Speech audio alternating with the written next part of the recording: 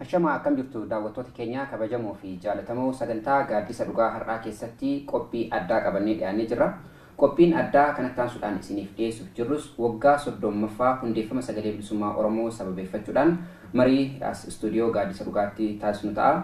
Marii kanas kan taasisnu gaazexeessota Oromoo kanneen miidiyaalee adda addaa irra hojjetan waliin ta'a. Hunduma isaanii wal beeksisuu yookaan immoo daawwattoota keenyaan wal barsiisuutan darba.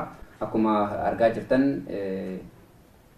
gama kanaan jalqabaa gaazexeessaa Dhaabasaa Waaqjiraa, gaazexeessaa Dassuu Doolaa akkasumas waahila kiyyaa gaazexeessaa Jaal Baarentuu Gadaati. Ani gaa hangan ergan irraa jedhee isaan immoo gaggabaabsanii miidiyaa irra hojjetan akka nuuf himaniin afeera. Sana dura garuu gara istuudiyoo gaaddisa dhugaa baga nagaan dhuftan isiniin jedha hunda kan keessan. Galatoomaa warri gaaddisa dhugaas. Mee Jaal Dhaabasa siinan eegala maalirra hojjetaa turte hojjetaa jirtanii san maal nu eegali akkuma daawwattoonni kan keenya hubannaa argataniif.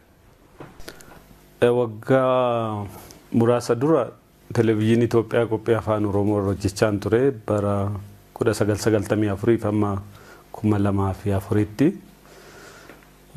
hojii gaazexeessummaa sadarkaa adda addaatiin ture san booda gidduutti addaan citee gara 2013 booda immoo biyya alaa keessatti raadiyoo sagalee Oromoo kan jedhamu hundeessinee raadiyoo sanarra hojjechaa jira amma akka gaazexeessaatti ta'ee jechuudha.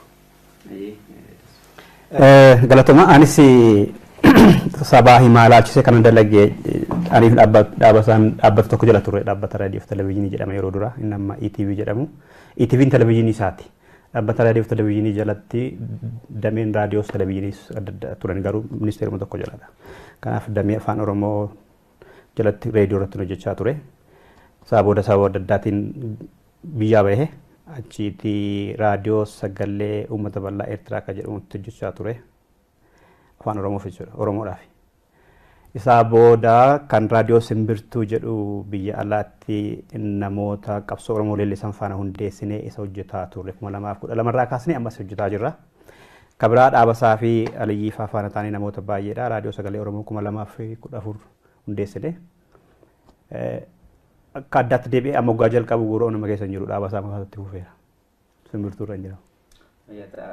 Waa'ee biyya sagalee bilisummaa Oromoo irraa fi gaaddisa dhugaa irraa akka hojjetu beekamaadha. Mee immoo wanta na dura hojjetaa turte? Egaa kun beekamaadha. Uumaa waan irra deebinee warri waan kana daawwatan uuma jenereeshinii dhiyeenya kana miidiyaa ilaaluu eegale yoo ta'een ala jaallan kun lamaan bakkuma hojjetanan tarii akka gaazexeessatti ta'uu baatus akka aktariitti yookaan akka taatoo ta'ee lammata barreessuudhaan qopheessuudhaan fiilmii diraamaa adda addaa achuma televezyiinii fi reediyoo Itoophiyaa kutaa afaan Oromoo yeroo sanatti dhangaa jedhamuun beekamu isarran ture yeroo dheeraadhaaf sana booda immoo aadaa fi turizimii naannoo Oromiyaa jedhamee beekamutti qaxaramee achitti kutaa piroomooshinii waggaa 7-8 hojjedheera. Waltajjii gaggeessuudhaan akkasuma hojiilee adda addaa waan aartiidhaan wal qabatan jechuudha kan hojjechaa ture. Sana booda immoo gara qabsootan makamee ergan sagalee bilisummaa Oromoo keessa seenee sagalee bilisummaa Oromoo fi gaaddisa dhugaa kana hojjechuu eegalee immoo kanuma waliin beeknu gara waggaa 7 ta'eera amma.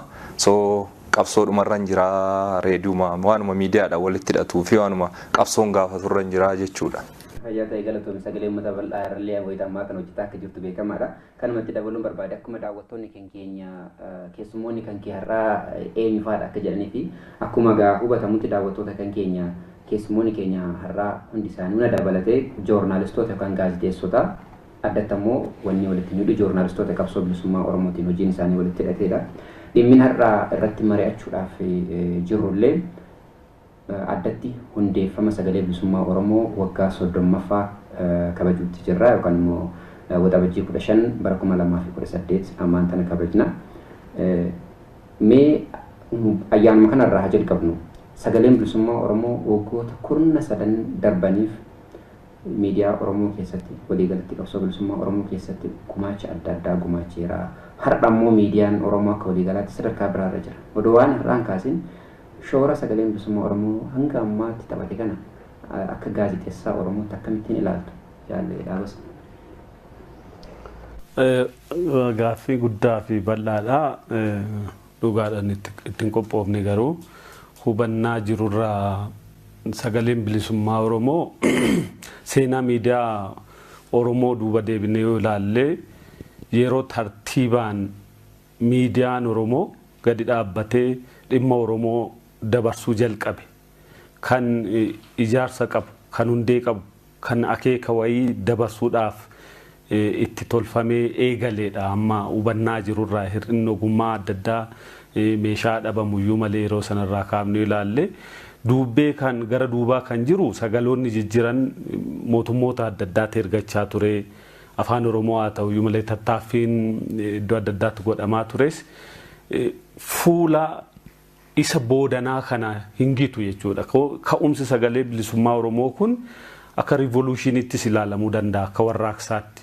Fuula qabsoon Oromoo karaa miidiyaa itti hojii jalqabe jedhamee tilmaamamuu hin danda'ama.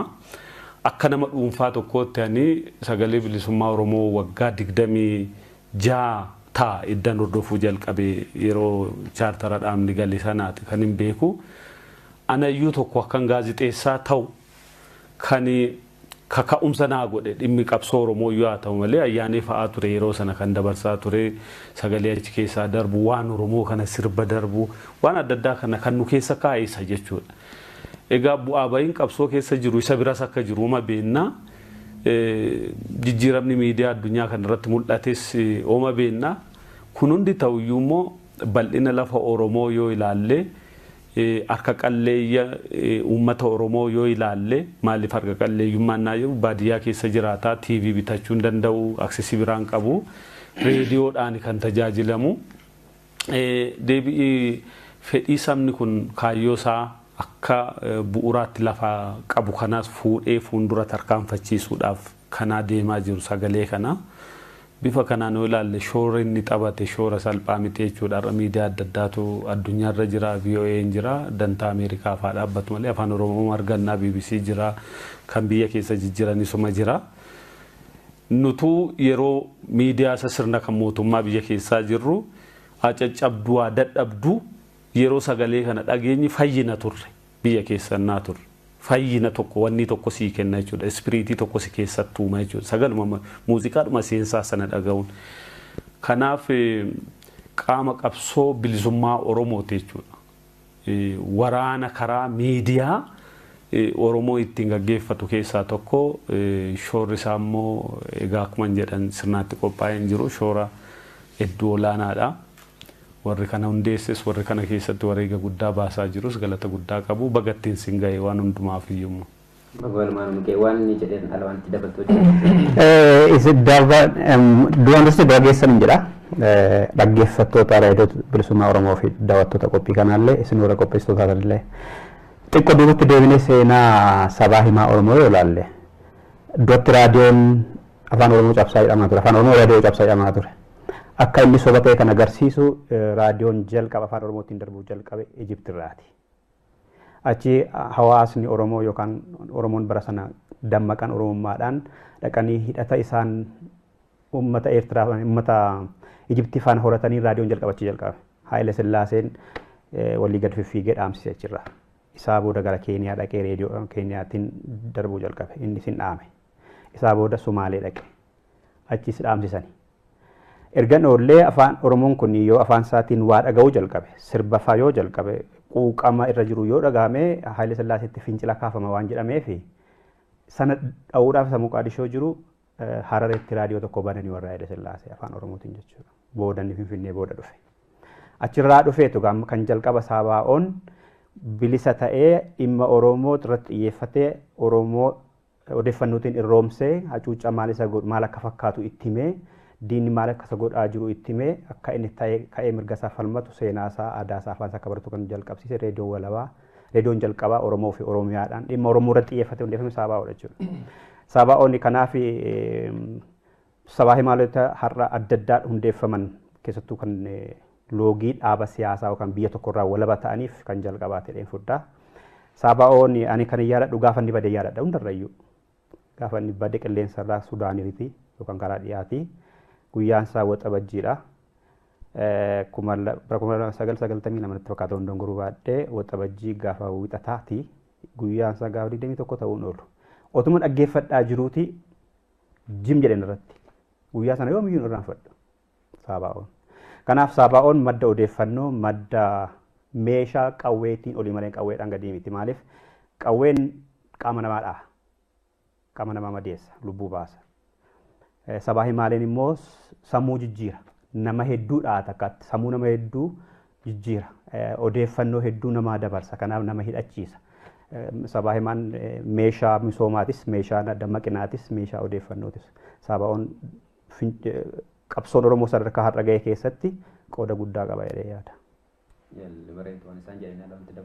Egaa wanna ka'umsaaf ta'u jedhaniiru garuu akka waliigalaatti ani sagalee bilisummaa Oromoos haa ta'u miidiyaalee uummata Oromoo irratti xiyyeeffachuudhaan hojjetan kana ka dhaabasaan faantundeessanii kan dassuuf faantundeessanii bakka adda addaati tamsa'u kana dabalatee televezyiinota amma qilleensarra jiran kana dabalatee kanan walitti qabee ilaalu ani qabsoo uummanni Oromoo bilisummaa isaaf taasisu kan adda bilisummaa Oromootiin hoogganamu kana waliinan walitti qabsiisee ilaala.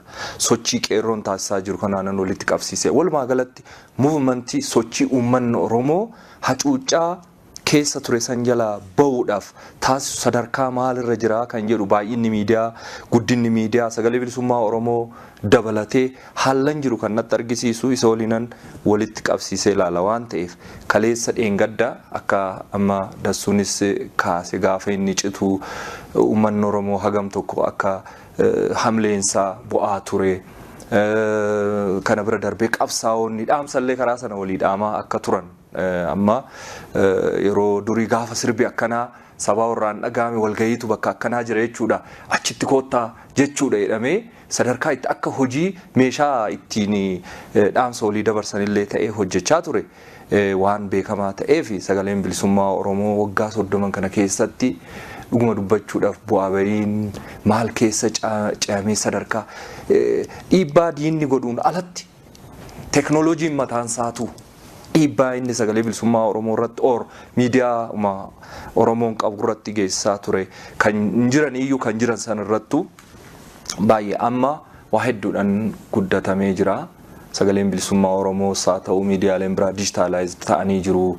Karaa biraatiin immoo miidiyaan kun ani gaazexeessummaallee kanan seenee sagalee bilisummaa Oromoo dhaga'anii jedhe jaalladha isaan amma dhugaadha. Gaazexeessummaa qofa odoo hin ta'in sagalee bilisummaa Oromoo dhaga'ee kan qabsootti seenellee lakkoofsan qaba.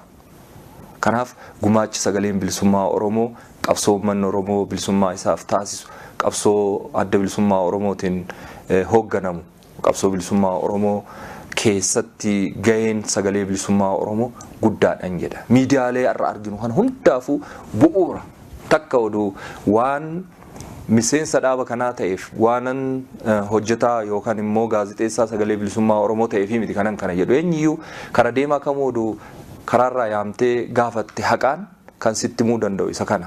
Maaliif sagaleen kun sagalee uummata Oromoo ta'uu bira darbee akka qabsaa'onni gara qabsootti dhufan akka miidiyaalee biraatiif illee haalli ittiin hojjetan karaan saaqamu hedduu godhee jira. Isa sana ukkaamsuuf jecha cinaadhaan dargiin waan banee ni beekna Hayila Sillaaseen isa amma dassuun kaase kana innaa Moqaadishoodha sagaleen Oromoo amma ta'e egaa sagalee bilisummaa Oromoo duras ta'u achii dhagahamu isa sana ukkaamsuudha jechuu yookaan immoo filannoo bira akka sanan dhaggeeffannee jechuu reediyoo banuun akkasuma miidiyaalee har'a jiran kanaaf illee sagaleen bilisummaa Oromoo bu'uura guddaadha kan jedhuun gabaa. Reedduu jaalala bareeduun tuttuqee ture gara maa irratti sagalee bilisummaa Oromoo gaa akka fakkiitti haa fudhannee kaasnu malee sagalee bilisummaa Oromootiin alattis miidiyaaleen akkuma isinis irraa tuttan sana duras sabboontonni akka dhuunfattaa ta'u akka tattaaffii bifa adda addaatiin taasisanii jiru sagantaa'ee akka jaarmiyaa miidiyaa tokkotti haa ta'u iyyuu baatu malee jechuudha. Sagalee bilisummaa Oromootii as ammoo akka bifa warraaqsatiin yookaan bifa gartee dhuunfaa miidiyaa qabatee kallattii adda addaatiin yeroodhuma gabaabaa keessatti yerootti sagalee bilisummaa Oromoo itti fudhate yeroo dheeraa san keessatti hin ta'in har'a raadiyoo hedduutu jira. kan intarneetiidhaan darbu, kan kallattiidhaan raadiyoon darbu, kan bifa adda addaatiin darbu tamsa'u jechuudha. Warreen kana miidiyaalee kanneen mee walitti ida'aati kanneen waa hundayyuu jechuu fakkeenyaaf amma yoggunan miidiyaalee dhuman jedha raadiyoo qofa yoo doon taane gaaddisni dhugaa ni jira. Gaaddisni dhugaa waggaa 12 dura amajjii 6 bara 2006 jalqabe televiziyoona saatalaayit irratti jalqabe kan dhimma Oromoo qofaa fi dhimma Oromiyaa irratti fuulleffate isa jalqabaati. Dhugaadha miidiyaan akka Oromoo TV ni jira akka sana dura jalqabe garuu hawaasuma naannoo sana tajaajilu malee saatalaayit irratti bahee tajaajila laataan turre. Sana as immoo miidiyaaleen akka Oromiyaa Media Network yookaan ONN ni jiru, Oromiyaa News Network ONN ni jiru. Kanneen biyya keessa fi BBC dabalatee waan bifa adda addaatiin katamsa'anii jiru. Raadiyoonis TVnis jechuudha. Warraaqsa yookaan isa revolutionii miidiyaa Oromoo kana yogguu laaltanii garamitti deema akkamittiin ilaaltu bu'aa inni qabsoo Oromoo keessatti akka barbaadamutti gumaachuu keessatti qabu. Asirratti jalqabu. Yogga fakkeenyan kaasaa hoggaan Itoophiyaa reediyoo keessa hojjedhu Saabaa'oon akka ukkaanfamu kan godhu kan qallee itti gadhiisan saatii inni darbuutti tokko nu biraa ture. Saatii 2 qabna yeroo san afaan Oromootiin galgala fa'aa gaafa Saabaa'oon darbu qilleensi kan itti gadhiifamu qilleensa irratti kan hin dhaga'amnu shakka yeroo kan godhamu nu biraati. Teeknishaanota keenyatti gadhiisaa ture maqaa isaanii dha'u warri kaan aaranii maaliin godha dirqama hojiirra na ari'u yoon kana godhe warri jedhanis jiru gaafa laallee utuma gubannuu calleenu sun ni jira. Amma sun bira darbamee qabsoon Oromoo sabboonummaan Oromoo dagaagee futta'ee hunduu sabaa himaalee hawaasaa ta'anis haa ta'u elektirooniksii miidiyaatiinis amma dho'eera. Akkuma urjii galgala samiirraa facaatee mul'attuuti qabsoon gara sabaa himaatiin taasifame jechuudha. Amma wal utubaa itti fayyadamuu isaarratti teeknika isaarratti kaayyoo irratti xiyyeeffatanii deemuu irratti rakkinni tokko ni jira gammaa sabaa himaa hawaasaa irratti. Baay'een isaanii akka tajaajilutti sabaa himaaleen kan reediyoos haa ta'u reediyoo warri shoortweebiin isaa darbanii intarneeta irratti warri jiran akkan argetti baay'een isaanii xiyyeeffannaan isaanii Oromoof Oromummaa Oromiyaa sabboonummaa cimsuu irratti kan isaan dalagan. Sabaa himaalee hawaasaa irra warri jiran akka dhuunfaatti kan to'achuu dandeessu abbaan qabu abbuma argeetu irratti bannee waan taateef tarii eddeetti bu'aa buusanis ni qabaatu miidhaa eddeetti fidanis ni qabu hawaasa ijaaruu irra eddeetti diiguun dhufeeruu ni mul'ata biyya alaa kana keessatti jechuudha. Garuu qabsoo Oromoo walii galatti yoo laalle isa iddootti afaan reediyoon cabsa televiziyoonii cabsa inni jedhamu televiziyoonii tokkorra 2-3 banameera. Reediyoonis hedduutu banameera. Biyyoonni biraan illee saba uummataan mana bal'atu kana ittiin qabachuuf isaa ta'u dantaa isaanii achittoonni gochuudhaaf biyyoonni gurguddata warra dhiyaa akka banuuf fedhii qaban warri banaa jiranis mul'ateera jechuudha. Kun eessaa dhufa qabsoodhuma sabaa himaaleen duraan turan akka sabaa oofaa qabsoon kun finiinsanii isaan deemantu namni gaafa mana barumsaa qofa miti barumsi odeeffannoon immoo sammuu nama ijaara odeeffannoon humnadha. Kanaaf sabaa himaaleen amma bal'atanii mul'atan kun waan qabsoo Oromoo utubanii malee waan qabsoo Oromoo duubatti deebisan miti. Tarii badiileen tokko teeknikaan isaa ta'u wallaalummaan isaa ta'u hubannoo dhabuutaan warri mul'atan warri gaa gara tokkotti luuccaa inuma deemu kan jedhu wanni qaba. Kanaaf cimina qabsoon Oromoo dhalchedha. Sabboonummaatu cimaa deema, Oromummaatu dagaagaa deema, abbaa biyyummaa Oromootu wanni keessatti ta'aa deema. Amma namni Oromoo saba qabsoon Oromoo lafaa ka'ee fi namni gadi qabu jira jedhee nagannu qabsoo Oromoo keessatti sabaa himaarra taa'e. Akkaataa deemsa irratti wal dhabe malee gama elektirooniksiitiin waan wal luuccaatu jira. Wanti akkuma ka'e wanti hedduu bifa garaagaraa qaba akka adda addaatti ilaaluu dandeenya. Miidiyaan kun nu duwwaa otoo hin taane addunyaa isuma kaaniifuu iddoo gariitti akka hiree gaariitti kan ilaalamu jira. Iddoo gariitti immoo akka rakkoo guddaatti ilaalamaa jira. Kana kan fide guddinuma yeroo keessa miidiyaan dur kaampaanii wayiin qabamee yookaan mootummaan qabamee jaarmiyaan qabamee ture nama dhuunfaa harka galuurraa kan ka'e jechuudha. Kan amma dassuun sooshaal miidiyaa yookaan miidiyaa hawaasaa jedhee kaase kan namuu moobaayilii qabatee odeeffannoo dabarsuu odeeffannoon kun niwusii miti odeeffannoo dabarsuu dandeettii sanarra gahuu sanatu iddoo gariitti waan miidiyaa keessatti darbuu qabu sadarkaa sana keessa otoo hin darbin akka darbu godhe. Kanaaf isaan miidiyaalee gurguddaa kan akka Saabaa'oo isaa ta'uu adda addaa kana chaaleenjii godhu. Maaliif odeeffannoodha yaa ta'e sababni isaa jarri sun odeeffannoo ho'aa dabarsu odeeffannoo hir'uu dabarsus. Asitti aadaa barame sana ijaan hordofneef jechuudha. Yeroo ati oduu sirna isaa eegdee aadaa duriitiin dabarsitutti dura oduun si jalaa jaaga'u waan baay'eetu si rakkisa. Kun chaalenjii yookaan immoo akka didhaa rakkoo guddaatti kan nuti ilaallu. Hireen immoo nu qabsaa'otaa fi horii hin qabnu nuti. Qabeenya xiqqoodhaan meeshaa xiqqoodhaan investmentii itti goonee uummata keenya sagalee sana akka saabaa sarvi gochaa jirtu jechuudha. Gabuu bultanii meeshaa dulloomaa walitti hiitanii kana kan hojjechaa jirtan. Isiniif immoo odeeffannoo wayii namni dhuunfaan kan hin ijaaramne kan itti dhaga'amu cinaaksan keessaa yoo isinii erge advaanteejii geenii godhanna jechuudha. Odeeffannoo iddoon arganne keessa yerootti argannu keessa dhufe jechuudha. Akka adda addaatti ilaalla. Kanaaf of qopheessuun yeroo wajjin nu barbaachisa. Bifa kamittuu. Inni biraa akka Oromootti ilaalle waa hedduun akka nuti ukkaamamnee hafnu godhame jechuudha. Akka dinagdeetti, akka siyaasaatti, akka beekumsaatti, akka nuti waggaa 100 duubatti hafnu godhe sirni hojjetamaa ture. Kanaaf qabsoon bilisummaayyuu roga qabatee bara 1970moota keessa qabsoo eegalee sagaleen bilisummaa Oromoo kan badame bara 1988 waggaa meeqa booda 20 booda jechuudha. Maal jechuudha? Yookaan humna namaatti hin jirre, yookaan qabeenyatti hin jirre, yookaan jaarmiyaa tokko keessa waan barbaachisu nama waliin ga'uu dadhabeetu malee guyyaadhuma qabsoon eegale sagaleen sila jalqabuutu irra ture. Kanaaf hir'ina keessa luuccaa dhufe jechuudha. Inni kaan faayiduma miidiyaayyuu namoonni adeemsa keessa hubatan. Fakkeenyaaf qawwee duwwaatu nama bilisa baasa warra yaadu jira. Qawween ijaaru kutuuf humna jedhee kan yaadu. Warri miidiyaan humna ta'u immoo beeku miidiyaan humna dabalataa jedha. Warri maallaqni humna ta'uu batu maallaqaa jedha. Kanaaf qabsoon inni gaggeeffamu meeshaalee adda addaa kana walitti fideetu humna godhata jechuudha. Waraana si barbaachisa, sagalee si barbaachisa, dinagdee si barbaachisa, beekumsa si barbaachisa, waa hunda si barbaachisa. Kanaaf wanti irra geenye waan addunyaan dhalee nuti immoo qabsoo irra jirruuf qabsoon kun rakkoo mataasaa qaba.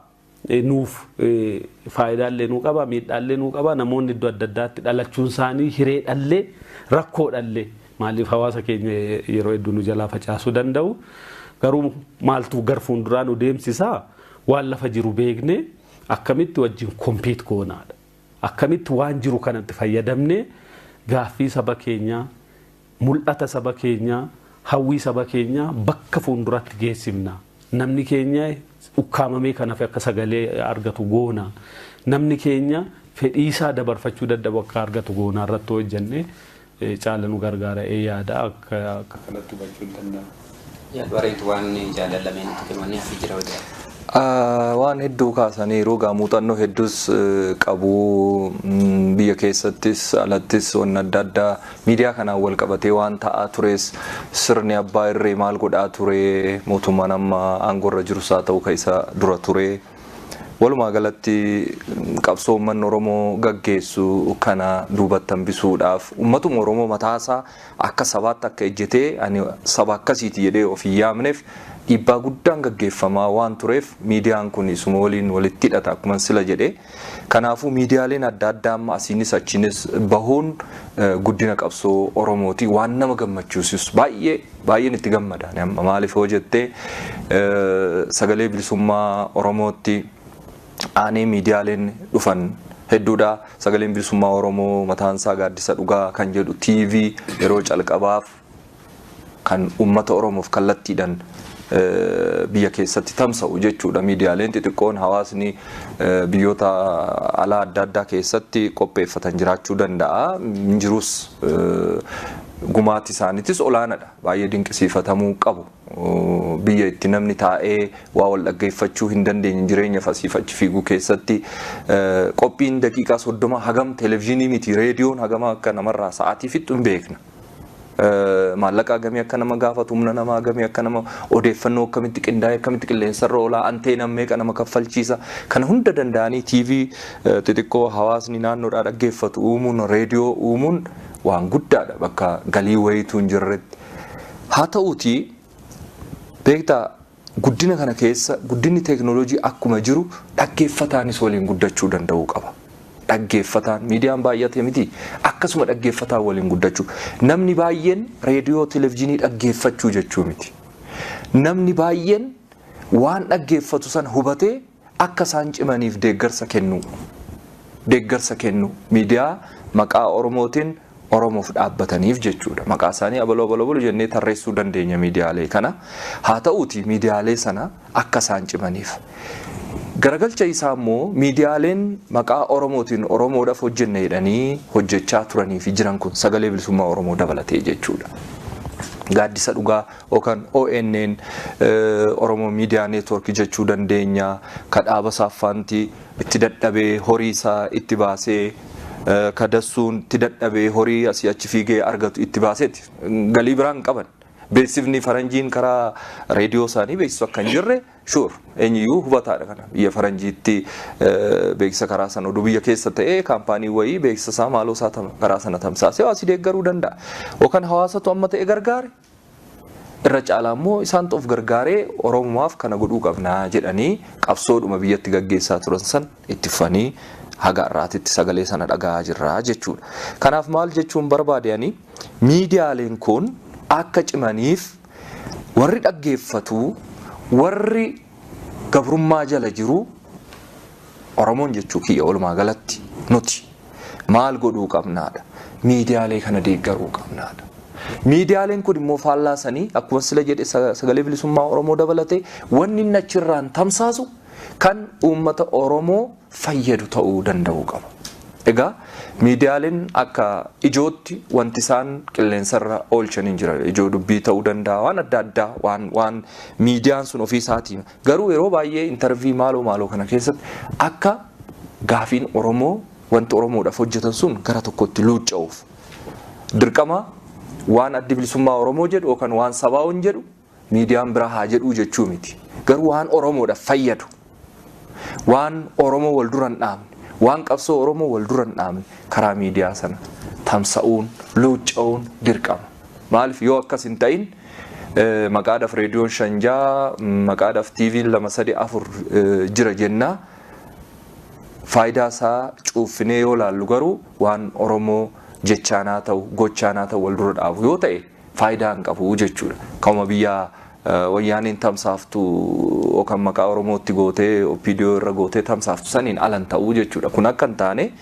sirritti warri waan kanarratti professional irratti ramadamanii hojjetanis haa ta'u warri fedhiidhaan dhaqanii waan kana gargaaruudhaaf hojjetan sirritti waan kana xiinxalanii laaluun editorialiin isaanii waan kana laaluun baay'ee barbaachisaadha. Kun caalatti akka dhaggeeffataanis itti gammadu akka uummata Oromootiifis bu'aa buusu ni ta'a ni akkas godhuun hin danda'ama jechumaafanii.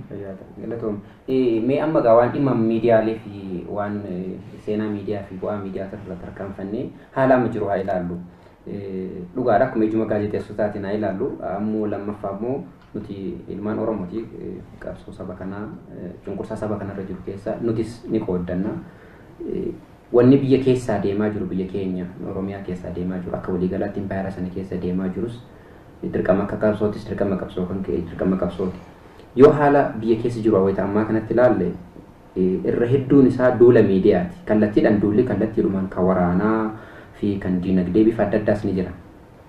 Keessattuu erga muummee ministeeraa haaraa baanamu Abiy aangootti bahee isa warri social media tiim lammaa jedhanii fi warreen fakkaattuun isaa diraamaa adda addaa daddalaganii wanni miidiyaa irratti deemaa jiru uummanni Oromoo abbaa biyyaa ta'e pirezidaantiin nuyi muummichi ministeeraa nuyi difeensi ministeera yookaan ministeerri tasaa nuyi ministeerota tarrisii kaa'ee federeeshinii kubbaa miilallee maaliif hin taane yookaan waan akkasii nuyi kanaafuu Oromoon abbaa biyyaa ta'e inni jedhu kuni deddeebi'ee miidiyaa irraan dubbatamu lammaffaa immoo hoogganoonni isaanii wata miidiyaatti bahan akka durii irraa akka addaatti haasa'u wanase akka addaatti wanan jedhu maal jechuun barbaada afaan mi'eeffatanii durii isin misoomsine isin bilisoomsine isa jedhu san isin miidhaa turre haqa qabdan dhugaa qabdan jedhanii akka sanatti dubbachuun kunii fi akkaataa dabrees namoota garii amma OBN ka jedhamu ka biyya keessaa tamsaasu fi kanneen biroos namoota ala kana jiran kakaleessa lallagataa bahan tokko lama miidiyaa isaan irratti fiduun kun hawaasa keessatti tarii waliin dhahiinsa yookaan hubannaa dhabiinsa uumuu hin danda'u akkaataan adeemsa miidiyaa keessaa isaan ittiin yookaan immoo warri diinaa warri TPLF isaan eeggatanitti deemaa jiran kun akkamitti ilaalama qabsoo bilisummaa Oromoo amma deemaa jiru keessattuu siyaasaa impaayirtii guyyuu jijjiiramaa jiru kana keessatti akkamitti ilaalama isa jedhu jechuun barbaade dhaabasa.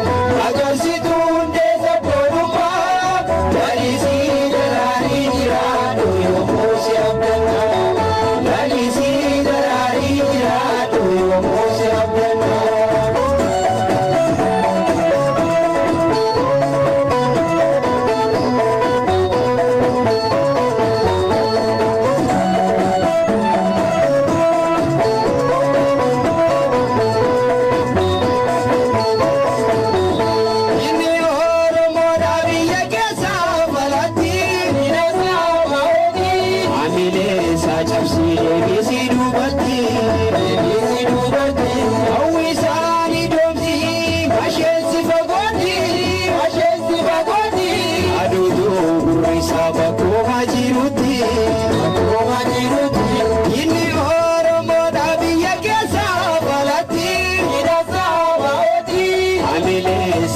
deebisi duuba